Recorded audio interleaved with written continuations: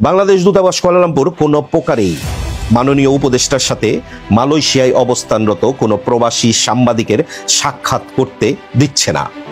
এমনকি যেখানে কমিউনিটির মিটিং হবে কিংবা প্রধান উপদেষ্টা যেখানে মানুষের সাথে দেখা করবে সেখানেও থাকছে না কোনো প্রবাসী সাংবাদিক কিংবা যারা প্রবাস থেকে বিভিন্ন প্রবাসীদের নিয়ে কথা বলেন। মালয়েশিয়ার প্রবাসীদের ভাগ্যের চাকা বোধহয় আর ঘুরবে না।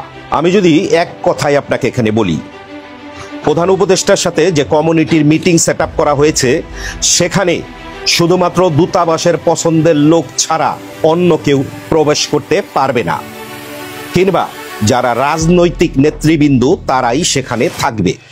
কোনো প্রবাসী সাংবাদিক কিংবা যারা প্রবাসীদের নিয়ে সুখ দুঃখের কথা বলে তাদের মধ্যে কেউ ডক্টর ইউনূসের সাথে সাক্ষাৎ করার অনুমতি পাননি।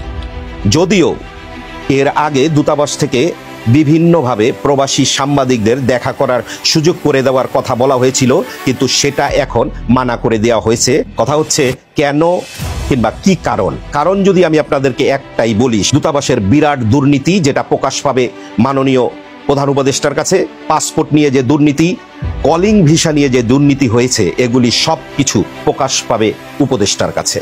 বর্তমান মালয়েশিয়াতে কয়েক লক্ষ অবৈধ প্রবাসী আছে যাদের সমস্যা মাননীয় উপদেষ্টা পর্যন্ত না পৌঁছায়। সমস্ত কিছু লুকাতে চায় দূতাবাস, আর তার জন্যই তারা কোনো প্রবাসী সাংবাদিক কিংবা প্রবাসীদের নিয়ে যারা কথা বলে তাদের কাউকে দূতাবাসে ঢুকতে দিবে না কিংবা প্রধান উপদেষ্টার মিটিংয়ে অংশগ্রহণ করতে পারবে না। কথা হচ্ছে প্রবাসীদের ভাগ্য কি তাহলে আর কখনোই বদলাবে না? আমি যদি এক কথায় আপনাকে বলি, জি না।